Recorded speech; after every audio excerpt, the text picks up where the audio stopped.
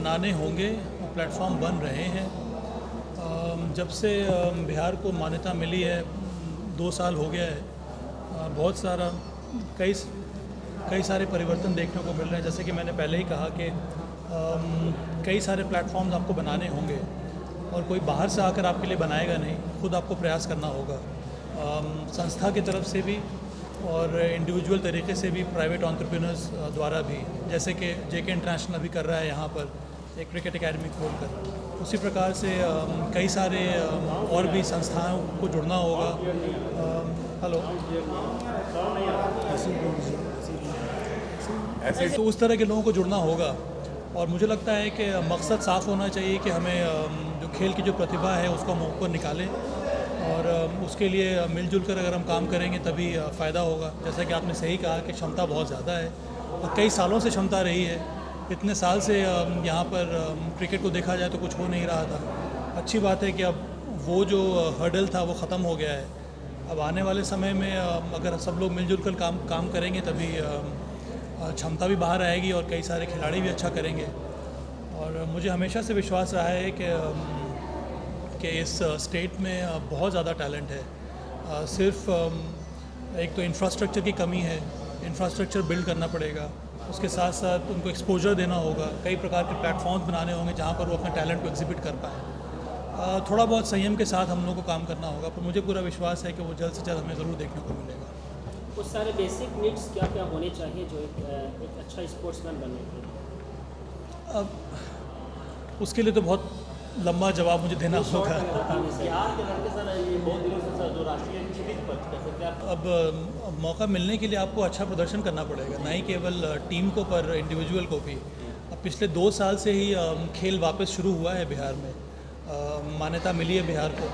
अब पिछले 2 साल से वो सेकेंड डिवीज़न जो लीग होता है, जो डिवीज़न होता है, वहाँ पर वो खेल रहे हैं। अगर वहाँ पर टीम अच्छा करेगी तो उनका वो फर्स्ट डिवीज़न में उनका प्रमोशन होगा। तभी सेलेक्टर्स जो हैं, जो चयन करता है, वो उनको देखेंगे, उनकी प्रतिभा को समझेंगे, परखेंगे और फिर उनको आगे मौका मिलेगा। क्योंकि अब जो मीडिया में बहुत ज़्यादा बढ़ गया है, अब सिर्फ टीम इंडिया का ही चयन नहीं है, उसके पहले आपको अंडर 19 होता है, फिर इंडिया ए टीम बनती है, मेन और विमेन दोनों में ही। तो मैं जहाँ भी जाता हूँ मैं यही कहता हूँ कि सिर्फ मेल क्रिकेट पर ही ध्यान देने की ज़रूरत की आवश्यकता नहीं है, पर फीमेल क्रिकेट पर भी ध्यान देने की आवश्यकता है। क्योंकि दोनों तरह से बीसीसीआई बहुत काम कर रही है प्रमोट करने के लिए। मुझे लगता है कि अब समय आ गया है कि बिहार के जो क्रिकेटर्स हैं वो भी समझ लें कि अगर वो अच्छा प्रदर्शन देंगे तो उनका चयन ऊपर स्तर में ज़रूर हो सकता है। आने वाले दिनों में हम देख सकते हैं कि बिहार से ज़रूर, क्यों नहीं। अब यहीं का लड़का है ना, ईशान किशन खेल रहा है ना, वो झारखंड से गया खेलने के लिए और वो अच्छा कर रहा है। उस प्रकार के कई सारे प्लेयर्स हैं जो उसके साथी हैं, उसके बाद जो आए हैं वो भी यहाँ पर अच्छा कर रहे हैं।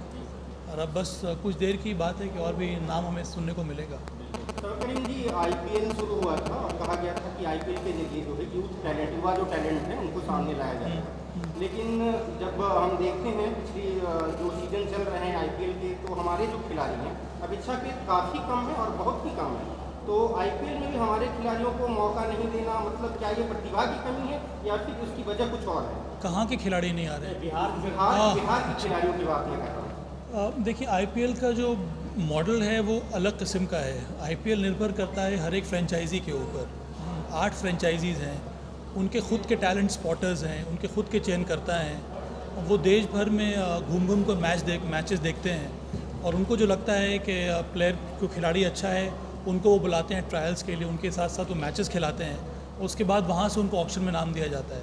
तो उसमें बीसीसीआई का कोई भी रोल नहीं होता है चयन करने में, वो निर्भर करता है फ्रेंचाइजीज़ के ऊपर। पर एक बात ज़रूर है कि जो फ्रेंचाइजीज़ के जो सेलेक्टर्स हैं वो सब पुराने खिलाड़ी रह चुके हैं और वो सब देखते हैं कि आप डोमेस्टिक क्रिकेट में किस तरह से परफॉर्म कर रहे हैं, तभी आपको मौका मिलेगा। बहुत जल्द मुझे लगता है कि नाम आना चाहिए, पर ये फ्रेंचाइजीज़ के ऊपर निर्भर करता है। पर हमारा जो उद्देश्य है ये नहीं होना चाहिए कि जो खिलाड़ी है वो सिर्फ आईपीएल में नाम आ जाए। मेरा ये मानना रहा है कि उद्देश्य ये होना चाहिए कि हमारे राज्य का जो स्तर है और कितना ज़्यादा ऊपर जाए क्रिकेट के मामले में, ताकि कई सारे खिलाड़ी जो हैं वो ऊपर के स्तर पर खेल पाएँ।